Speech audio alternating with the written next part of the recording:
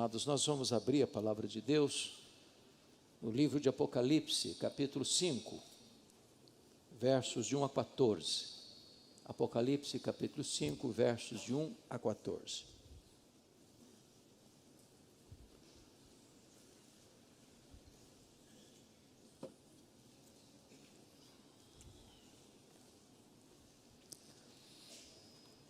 Ontem à noite nós tratamos do capítulo 1 de Apocalipse, hoje de manhã do capítulo 4, e agora vamos considerar o capítulo 5. Vi na mão direita daquele que estava sentado no trono, um livro escrito por dentro e por fora, de todo selado com 7 selos. Vi também um anjo forte que proclamava em grande voz: quem é digno de abrir o livro, de lhe desatar os selos? Ora, nem no céu, nem sobre a terra, nem debaixo da terra, ninguém podia abrir o livro, nem mesmo olhar para ele. E eu chorava muito, porque ninguém foi achado digno de abrir o livro, nem mesmo de olhar para ele. Todavia, um dos anciãos me disse: não chores. Eis que o leão da tribo de Judá, a raiz de Davi, venceu para abrir o livro e os seus 7 selos. Então vi no meio do trono, dos 4 seres viventes, e entre os anciãos de pé, um cordeiro como tendo sido morto. Ele tinha 7 chifres, bem como 7 olhos, que são os 7 Espíritos de Deus enviados por toda a terra. Veio, pois, e tomou o livro da mão direita daquele que estava sentado no trono. E quando tomou o livro, os 4 seres viventes e os 24 anciãos prostraram-se diante do cordeiro, tendo cada um deles uma harpa e taças de ouro cheias de incenso, que são as orações dos santos. E entoavam um novo cântico, dizendo: digno és de tomar o livro e de abrir-lhe os selos, porque foste morto e com o teu sangue compraste para Deus os que procedem de toda tribo, língua, povo e nação. E para o nosso Deus os constituíste reino e sacerdotes, e reinarão sobre a terra.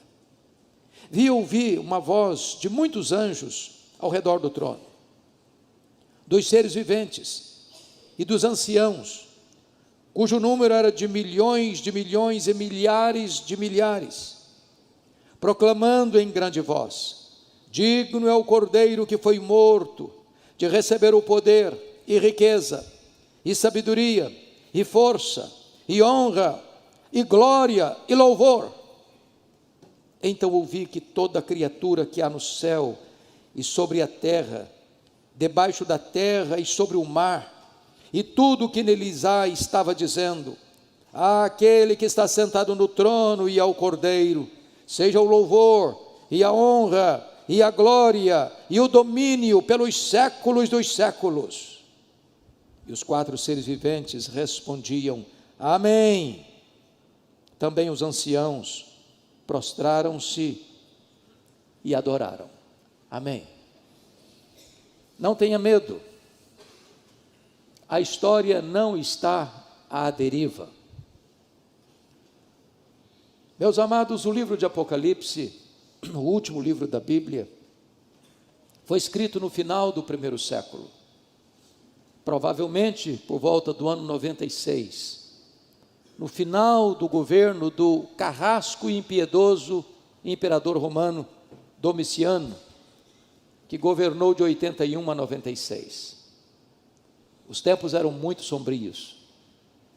A igreja estava acuada, encurralada por atroz perseguição.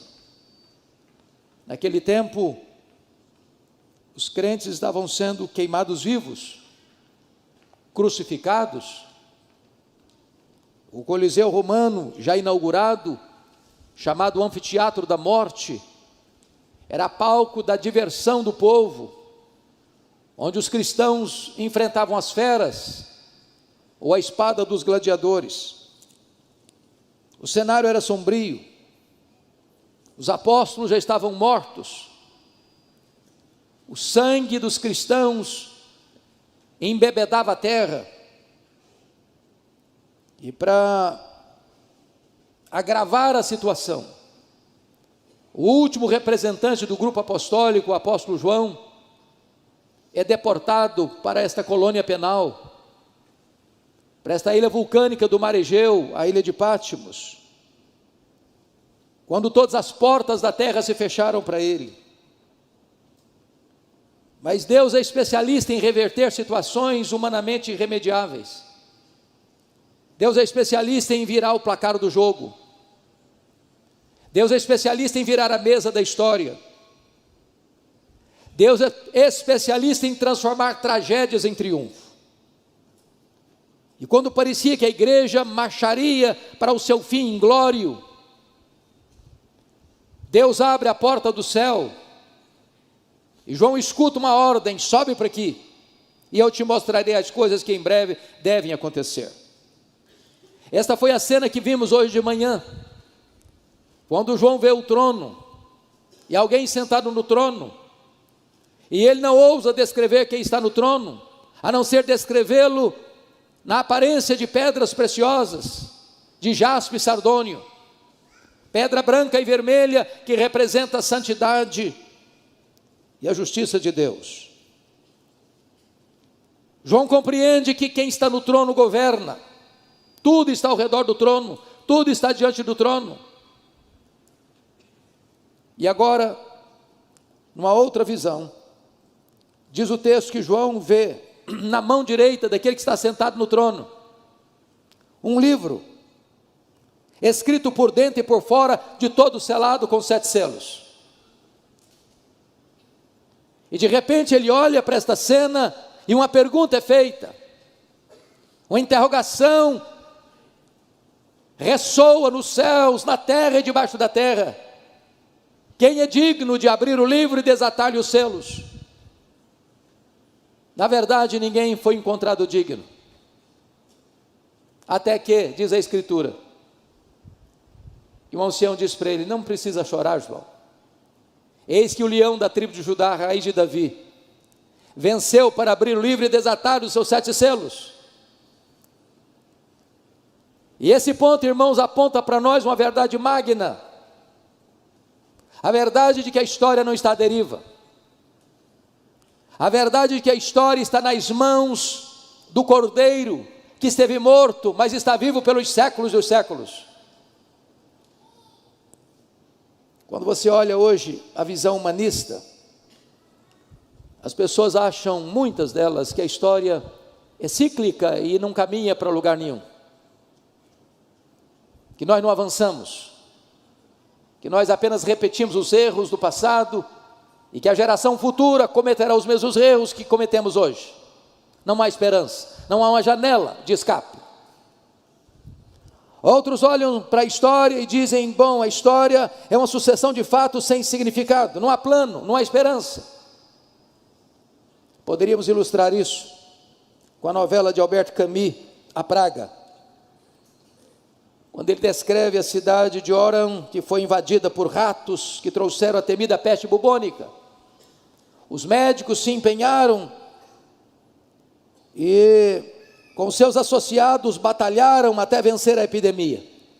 Mas no final do livro, o médico disse: é só uma questão de tempo, os ratos voltarão. Não há esperança. Friedrich Hegel, no seu livro Filosofia da História, diz que os povos, que as nações, que os governos nunca aprenderam da história. O grande chanceler inglês Winston Churchill disse que os homens cresceram em poder, os homens cresceram em conhecimento, mas eles não evoluíram moralmente. Sob pressão, o homem moderno praticará os mesmos terríveis atos. O afamado historiador Gibbon, no seu livro Declínio e Queda do Império Romano, disse que a história é pouco mais do que um registro dos crimes, das loucuras e dos infortúnios da humanidade. Thomas More, em seu livro Utopia, entretanto, antevê um tempo em que a terra seria banhada pelas benfeitorias do homem, no apogeu da sua glória, que o homem construiria na terra o próprio paraíso. Todavia, esse ufanismo, esse triunfalismo irreal de Thomas More vai desidratar diante do fato de que o século passado foi marcado por duas sangrentas guerras mundiais, onde na primeira 30 milhões de pessoas são trucidadas, na segunda mais de 60 milhões de pessoas são trucidadas, e todo otimismo humano entra em colapso. A pergunta é: para onde caminha a história? E esse texto responde essa pergunta. Em primeiro lugar, o Deus que está no trono do universo tem um propósito para a história. Por favor, veja comigo o verso 1. Vi na mão direita daquele que estava sentado no trono um livro escrito por dentro e por fora, de todo selado com 7 selos. O que significa esse livro? Esse rolo, que é escrito por dentro e por fora? Significa, meus amados irmãos, que Deus tem um plano para cada criatura, que Deus escreveu a história antes dela acontecer, que Deus conhece, que Deus controla, que Deus dirige todas as coisas para uma consumação final. Significa que o livro tem sequência e tem consequência. Significa que a história dos homens não está nas mãos dos poderosos, não está nas mãos dos filósofos, dos sociólogos, dos historiadores, dos governantes. A história está nas mãos do Deus Todo-Poderoso que está assentado no trono. Mas notem vocês que esse livro está escrito por dentro e por fora. Tudo está traçado, tudo está escrito, tudo está determinado. O fim já está previsto e, mais do que isso, consumado pelo próprio Deus. Nada é esquecido, nada é omitido. Sua vida não caminha ao léu, o seu futuro está nas mãos de Deus. Mas em segundo lugar, notem vocês comigo nos versos 2 e 3. Eu queria que você, por gentileza, lesse comigo em voz alta, todos nós. Versos 2 e 3, vamos juntos. Vi também um anjo forte, que proclamava em grande voz: quem é digno de abrir o livro, de lhe desatar os selos? Ora, nem no céu, nem sobre a terra, nem debaixo da terra, ninguém podia abrir o livro, nem mesmo olhar para ele. Quando diz que o livro está selado com 7 selos, 7 é um número emblemático na Bíblia, um número de completude. Significa que a história sem Deus está completamente, hermeticamente fechada. Só Deus pode dar sentido à história e à sua própria vida. E uma pergunta então é feita: quem é digno? Porque ninguém foi encontrado digno nem de abrir, nem de olhar para dentro dele, de lê-lo, de decifrá-lo. E essa pergunta é feita no céu: quem é digno? Nem Miguel, nem Gabriel, nem os querubins, nem os serafins, nem os anjos, nem os santos que já estão na glória, Abraão, Isaque, Jacó, Elias, Davi, Paulo, Pedro, Maria. Ninguém foi encontrado digno de abrir este livro, de desatar os seus selos. Então a pesquisa desce para a terra, e nenhum rei, nenhum governante, nenhum filósofo, nenhum teólogo, nenhum sociólogo, nenhum cientista, nenhum homem, por mais rara que seja a sua inteligência, foi capaz de abrir este livro e desatar-lhe os selos. Então a pesquisa é feita debaixo da terra, nas regiões inferiores. Nem o diabo, nem seus demônios, nem aqueles que estão atormentados ali conseguiram entender, decifrar e desatar os selos desse livro. Qual foi o resultado? Diz o texto, no versículo de número 4: e eu chorava muito, porque ninguém foi achado digno de abrir o livro, nem mesmo de olhar para ele. E aqui eu percebo a angústia de João. E a pergunta é: por que João está chorando? Talvez por duas razões. Primeiro, ele está chorando, porque isso parecia frustrar a promessa do capítulo 4, verso 1. Qual foi a promessa do capítulo 4, verso 1? Sobe para aqui, é uma ordem. E aqui tem uma promessa. E eu te mostrarei as coisas que em breve devem acontecer. Se ninguém era capaz de sequer olhar para o livro ou de desatar-lhe os selos, como é que o futuro poderia ser decifrado? Como é que a promessa poderia ser cumprida? Mas em segundo lugar, porque se ninguém é capaz de olhar para esse livro, ler esse livro, desatar os seus selos, então a história estaria à deriva, como um barco sem leme. E por isso ele chora. E meus irmãos, aqueles que olham para a história na perspectiva humanista, aqueles que olham para a história e acham que ela está dando voltas, aqueles que olham para a história e acham que ela é um caminhão sem freio, ladeira abaixo, eles não têm esperança. Eles choram também, eles se desesperam também. Mas notem comigo que o verso 5 reverte esse quadro. Porque o digno procurado agora é o digno encontrado. Você pode ler o verso 5 comigo, por gentileza, todos juntos? Todavia, um dos anciãos me disse: não chores, eis que o leão da tribo de Judá, a raiz de Davi, venceu para abrir o livro e os seus 7 selos. Eu quero dizer a você nesta noite que há consolo para nós. E a ordem de Deus para você é: não chores. Seu futuro pode ser desconhecido para você, mas seu futuro está nas mãos de Deus.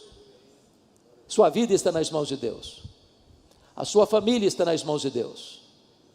Tudo está nas mãos de Deus. Quem controla a sua vida não é Brasília, não é Washington, não é a ONU, não são os organismos internacionais.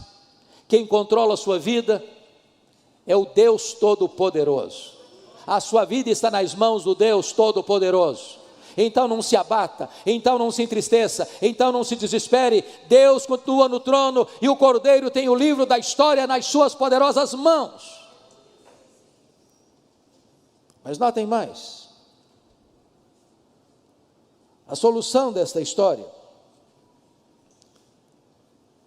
porque você vai notar aqui a descrição daquele que tem autoridade, competência, capacidade para abrir o livro e desatar os selos. Eis que o leão da tribo de Judá, a raiz de Davi, venceu para abrir o livro e os seus 7 selos.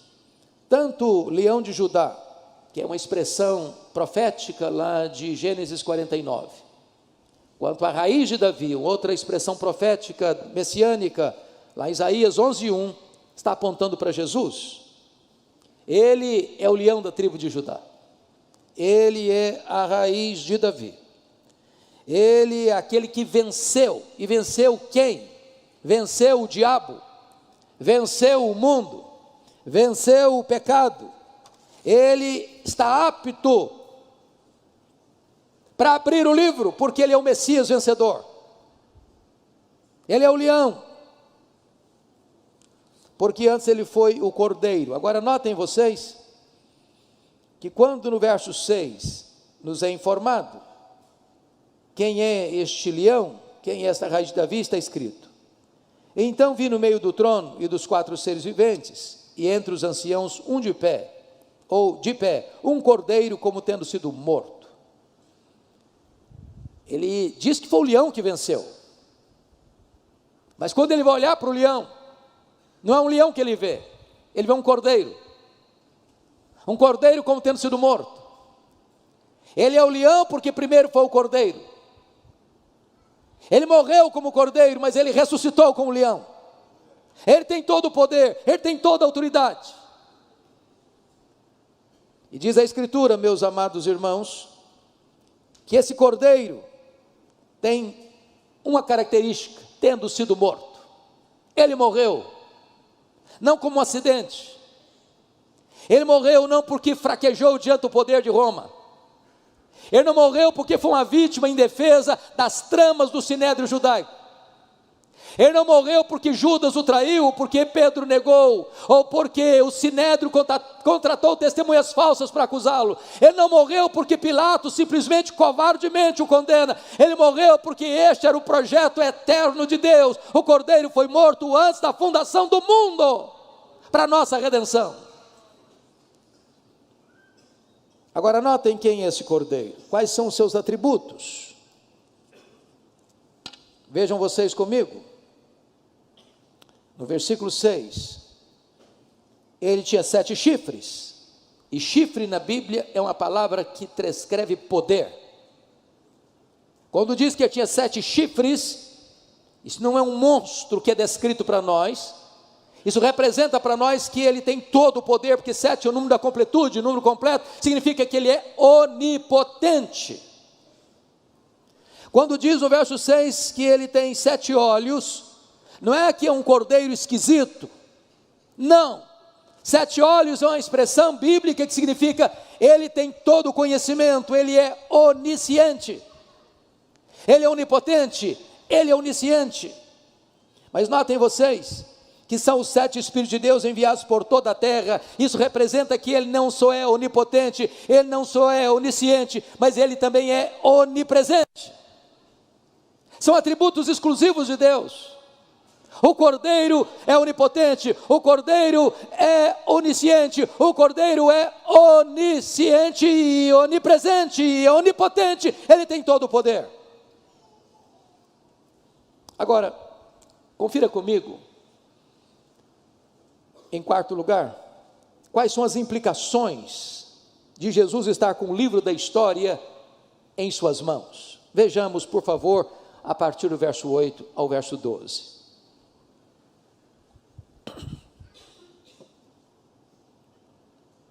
Versículo 8, por gentileza. E quando tomou o livro, os 4 seres viventes, nós estudamos hoje de manhã, aqui no culto, que os 4 seres viventes são a descrição das ordens angelicais, dos querubins. Estudamos hoje de manhã que os 24 anciãos é uma representação da igreja do Antigo Testamento e do Novo Testamento, dos patriarcas e dos apóstolos.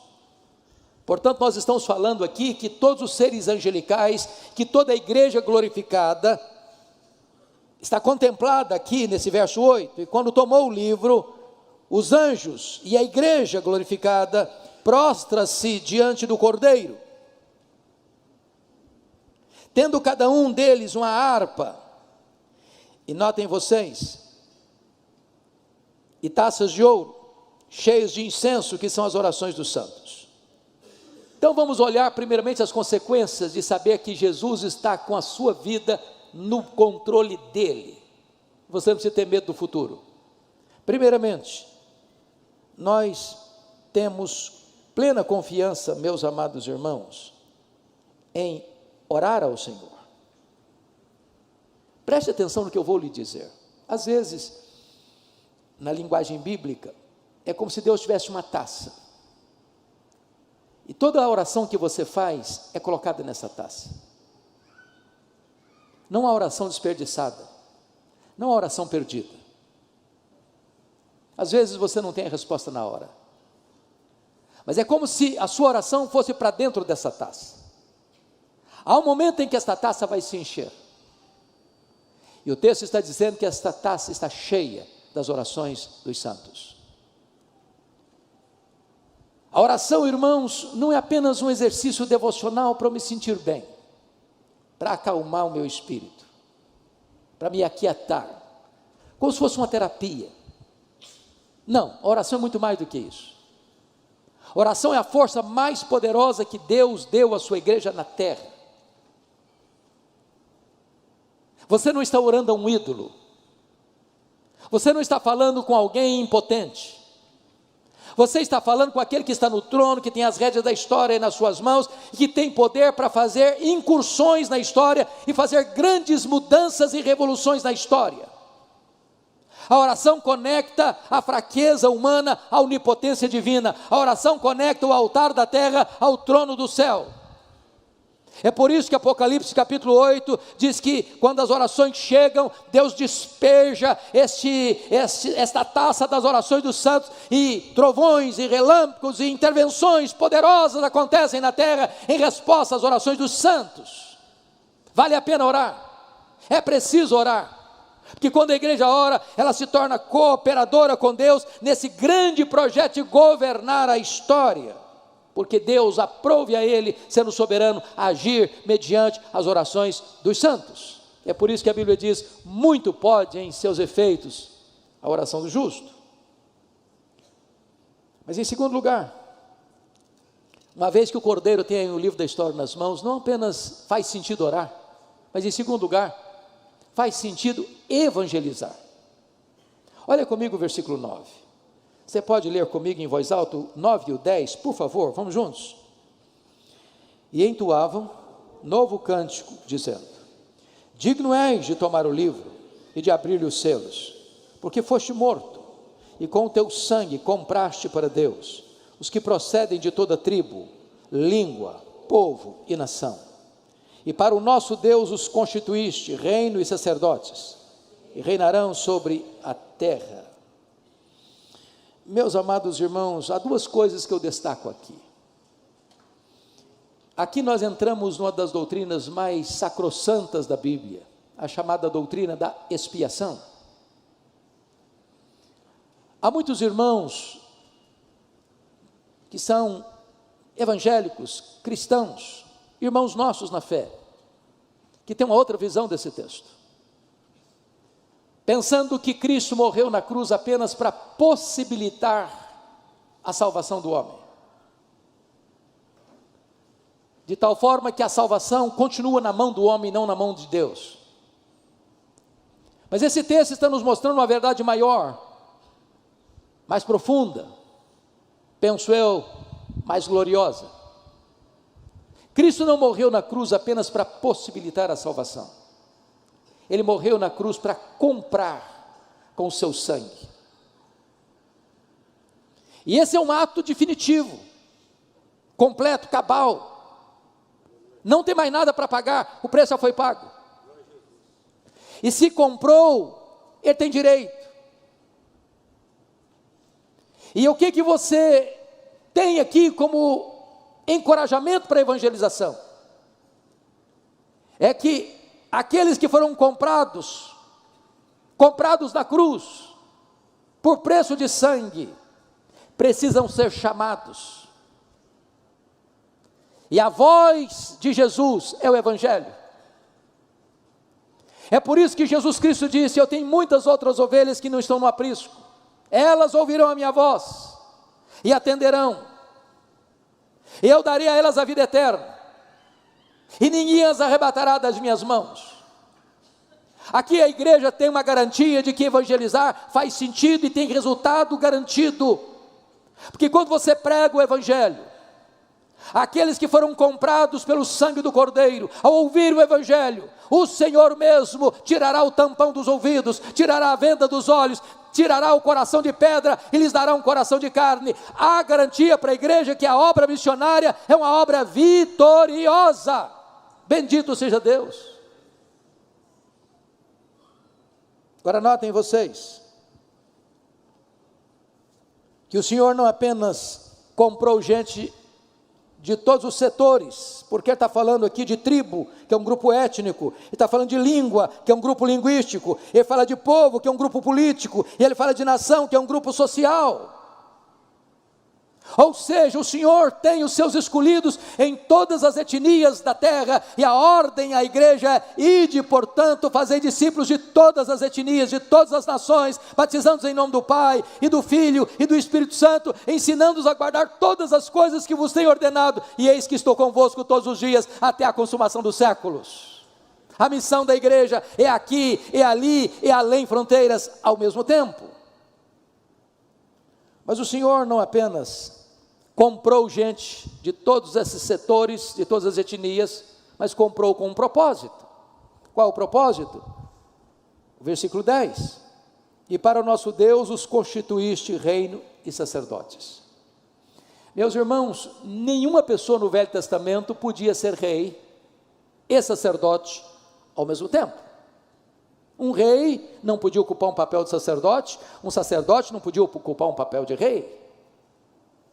A Bíblia fala do rei Uzias, era um grande rei, governou muitos anos em Jerusalém. Um dia ele afrontosamente quis ocupar um papel de sacerdote e ele ficou leproso. Mas lá em Zacarias, diz que essas duas funções, de sacerdote e de rei, seria ocupada pelo Messias. E Jesus é o sacerdote, e Jesus é o rei. Ele tem uma função sacerdotal, e ele tem uma função real. Ele é o rei dos reis, e ele é o sumo sacerdote. Mas agora a Bíblia está dizendo que esta mesma bênção e privilégio é concedida a você. Você e eu somos sacerdócio real, nação santa, povo de propriedade exclusiva de Deus, para proclamar as virtudes daquele que nos chamou das trevas para a sua maravilhosa luz. Agora você tem livre acesso à presença de Deus. Agora você foi colocado juntamente com Cristo, assentado nas regiões celestes, acima de todo principado e potestade. E nós também assentaremos em tronos e reinaremos com Ele pelos séculos dos séculos. Que privilégio você e eu temos diante da obra que Cristo realizou na cruz. Mas, amados irmãos, nós ainda temos uma outra implicação. Eu peço que você leia comigo, por gentileza, os versos 11 e 12, neste momento. Pode ler comigo, 11 e 12, vamos juntos? Vi e ouvi uma voz de muitos anjos, ao redor do trono, dos seres viventes e dos anciãos, cujo número era de milhões e milhares de milhares, proclamando em grande voz: digno é o Cordeiro que foi morto, de receber o poder, e riqueza, e sabedoria, e força, e honra, e glória, e louvor. O que eu acho maravilhoso é que ele não depende de receber nada disso, de ninguém, porque já tem, sempre teve. Ele não deriva glória, nem de você, nem de mim. Ele é glorioso em si mesmo. Mas aqui é um reconhecimento público, que emana, que procede, notem vocês, dos muitos anjos ao redor do trono, dos seres viventes, dos serafins, e dos anciãos, que é toda a igreja. E esse número se torna um número tão grande que João não pode descrevê-lo a não ser milhões de milhões, milhares de milhares, reconhecendo uma coisa: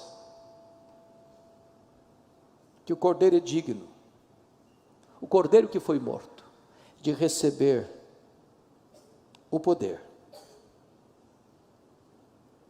todo o poder, poder da força do braço humano, poder da sabedoria humana, poder dos recursos humanos, todo o poder, ele é digno de receber. Ele é digno de receber a riqueza, as fortunas dos grandes empresários, dos grandes comerciantes, daquele que recebe salário mínimo, toda a riqueza consagrada a Ele. Ele é digno de receber sabedoria, a sabedoria dos grandes luminares do saber humano, dos grandes pensadores. Ele é digno de receber. Ele é digno de receber a força humana, a força da terra, a força do céu. A honra é dele. É por isso que nós aprendemos hoje de manhã no capítulo 4, que embora os anciãos, os 24 anciãos, tivessem coroas de ouro, quando chegam diante daquele que está no trono, eles se prostram, e eles tiram as suas coroas e depositam-nas aos pés daquele que está sentado no trono, porque só Ele é digno de honra. Ele é digno de glória, só Ele é glorioso, e a glória só pertence a Ele. Ele é digno do louvor, porque não há culto senão endereçado a Ele. Meus amados, eu gostaria agora de concluir dizendo a vocês que esse texto termina de uma maneira arrebatadora, apoteótica. E Dr. Charles Erdman, egrégio comentarista presbiteriano, ao tratar deste assunto, ao expor esse texto, diz que nós encontramos aqui em Apocalipse capítulo 4 e capítulo 5, o oratório da criação e o oratório da redenção. Oratório é um gênero musical dramático, com solos e coros, acompanhados de orquestra. E a cena que temos diante de nós é tão bela, é tão eloquente, que talvez nos faltem palavras para descrevê-la. Eu queria convidar a igreja nesta noite, para nós visualizarmos essa cena. Quem sabe você sendo convidado para uma grande apresentação musical, talvez na mais nobre e seleta sala do universo, a mais ampla, vai fazer parte deste grande coral, desta grande orquestra, toda a igreja glorificada,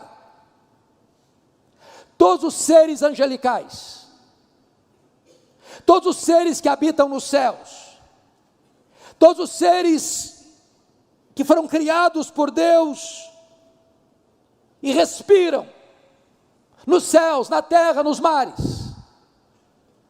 E você é convidado para entrar para esse grande musical. É o oratório da criação e da redenção. E notem comigo que este musical vai ser aberto. Vai ser aberto pelo quarteto dos 4 seres viventes, daquelas ordens angelicais mais elevadas, que assistem diante do trono. Eles abrem este musical no capítulo 4, versículo 8, dizendo: Santo, Santo, Santo é o Senhor Deus, o Todo-Poderoso, aquele que era, e que é, e que há de vir. E em seguida, vem uma segunda música, e essa segunda música é cantada por toda a igreja, comprada e lavada no sangue do Cordeiro, desde Abel, o primeiro a morrer na história, até o último que será remido pelo Senhor, estará cantando. E a música está no capítulo 4, verso 11, e a música é esta: digno, tu és digno, Senhor e Deus nosso, de receber a glória, e a honra, e o poder, porque todas as coisas tu criaste, sim, por causa da tua vontade, vieram a existir, e foram criadas. E após esta música arrebatadora, então você tem um solo, num tom triste, quase que um gemido da alma, que ecoa nesta sala nobilíssima, deste grande oratório, que está no capítulo 5, verso 2, é uma pergunta, que ecoa no céu, na terra e debaixo da terra, e a pergunta é essa: quem é digno de abrir o livro e desatar-lhe os selos? Depois desta música, que parece ensurdecer o universo, vem o responso, no capítulo 5, versículo 5, e o responso é este: não chores, eis que o leão da tribo de Judá, a raiz de Davi, venceu para abrir o livro e desatar-lhe os selos. Então diz a Escritura, que vem uma quinta música, e esta música, ela é entoada pelos 4 seres viventes, pelos 24 anciãos, pela ordem angelical e por toda a igreja glorificada, que está no capítulo 5, versículo 9.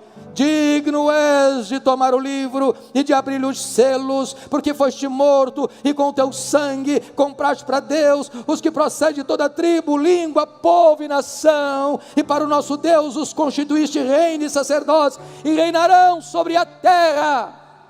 E agora a música vai encaminhando para a sua conclusão, para a sua apoteose, para a sua conclusão bendita e gloriosa. E agora diz a Escritura que os serafins, que os anjos, que a igreja e que uma multidão de anjos inumeráveis, de milhões, de milhares de milhares, canta a penúltima música que ressoa nesta sala do universo. E a música é esta: digno é o Cordeiro que foi morto de receber o poder e a riqueza e a sabedoria e a força e a honra e a glória e o louvor.